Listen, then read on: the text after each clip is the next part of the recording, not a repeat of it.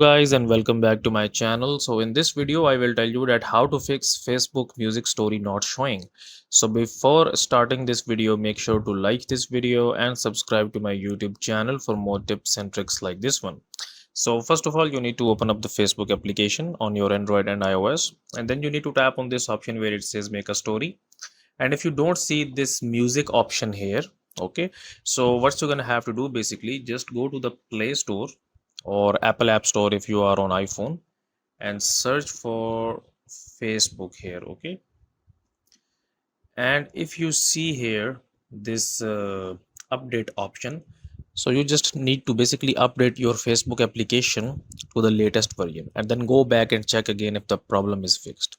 And if this is not fixed, then you have to open up the settings of your Android and iOS, go to apps and notifications, and open up Facebook from there, and go into this storage and cache. And you just need to basically clear the cache and clear the storage of your Facebook application. Okay, and the last thing that you can do is that you can just basically uninstall the Facebook application and try to reinstall it again, and it should fixed. So that's it for this video, guys. If you find it useful, kindly like this video and subscribe to my channel, and I will meet you in the next video.